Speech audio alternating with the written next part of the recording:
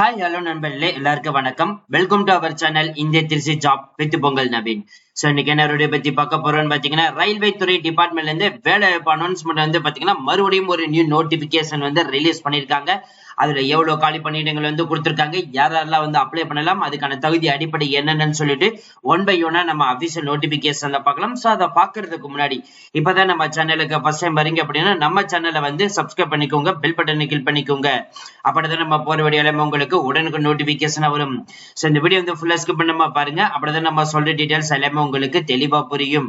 இனிமே நம்ம Telegram, Facebook, Insta குரூப்ல ஜாயின் பண்ணீங்கன்னா கண்டிப்பா ஜாயின் பண்ணிக்கோங்க.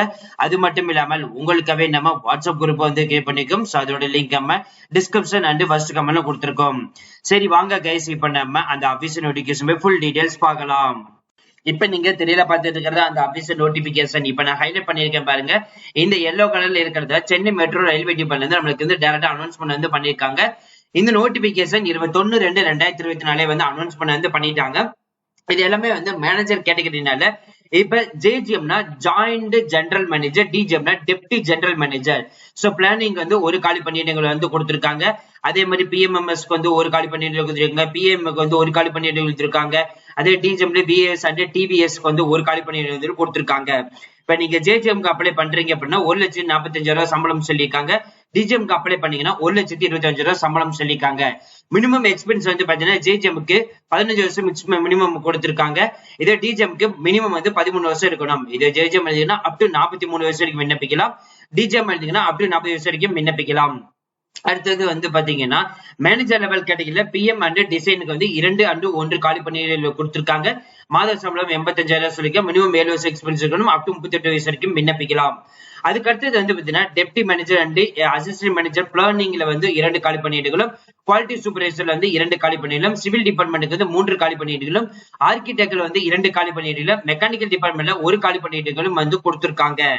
இதே வந்து டிஎம் பொறுத்த வரைக்கும் பாத்தீங்கன்னா 75,000 சம்பளம், ஏஎம்க்கு வந்து பாத்தீங்கன்னா 62,000 சம்பளம். இதே வந்து டிஎம்க்கு 4 இயர்ஸ் வந்து எக்ஸ்பென்ஸ் இருக்கணும், ஏஎம்க்கு 2 வருஷம் எக்ஸ்பென்ஸ் இருக்கணும். டிஎம் பொறுத்த வரைக்கும் அப் டு 35 வயசு வரைக்கும் விண்ணப்பிக்கலாம். ஏஎம் பொறுத்த வரைக்கும் பாத்தீங்கன்னா அப் டு 30 வயசு வரைக்கும் விண்ணப்பிக்கலாம். சோ ஏஜ், குவாலிபிகேஷன், எக்ஸ்பென்ஸ் எல்லாமே வந்து பாத்தீங்கன்னா as per கவர்மெண்ட் ரூல்ஸ் படி வந்து பாத்தீங்கன்னா எலிஜிபிள் அப்படின்ற மாதிரி வந்து சொல்லியிருக்காங்க. சோ எஜுகேஷன் குவாலிபிகேஷன் பொறுத்த வரைக்கும் பாத்தீங்கன்னா மினிமம் வந்து பாத்தீங்கன்னா இன்ஜினியரிங் கேட்டகரி முடிச்சிருக்கணும், மேனேஜர் கேட்டகரி லெவல்ல.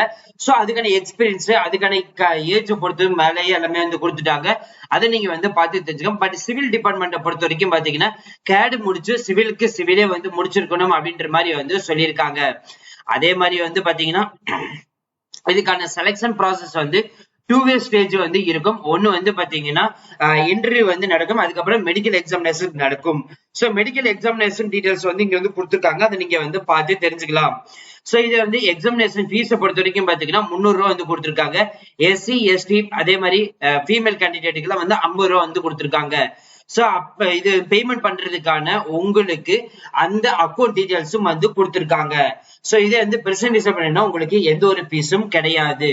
அதே மாதிரி ஜெனரல் இன்ஸ்ட்ரக்ஷன் கொடுத்திருக்காங்க, அதை நீங்க வந்து பார்த்து தெரிஞ்சுக்கலாம். இந்த நோட்டிபிகேஷனோட லிங்க் வந்து பாத்தீங்கன்னா இந்த வெப்சைட் தான் இருக்குது. இந்த வெப்சைட்டா இருக்கணும், அதே மாதிரி அபிஷியல் வெப்சைட் அண்ட் அப்ளை பண்ற லிங்க் எல்லாமே நம்ம டிஸ்கிரிப்ஷன் அண்ட் ஃபர்ஸ்ட் கமெண்ட்ல கொடுத்திருக்கோம். ஜஸ்ட் நீங்க கிளிக் பண்ணி யூஸ் பண்ணிக்கலாம். சோ அவ்வளவு ஃப்ரெண்ட்ஸ், இந்த வீடியோ கண்டிப்பா இந்த வீடியோக்கு வந்து யூஸ்ஃபுல்லா இருந்திருக்க நினைக்கிறேன். இந்த வீடியோ வந்து யூஸ்ஃபுல்லா இருந்துச்சு அப்படின்னா லைக் பண்ணுங்க, ஷேர் பண்ணுங்க, முடிஞ்ச லைக் ஸ்ப்ரெட் பண்ணுங்க. உங்களுக்கு ஏதாவது டவுட் இருந்துச்சுன்னா நீங்க கமெண்ட் பாக்ஸ், ஃபேஸ்புக் அண்ட் இன்ஸ்டாகிராம்ல வந்து கான்டாக்ட் பண்ணலாம். So thank you friends, thank you so much, all the best for your career.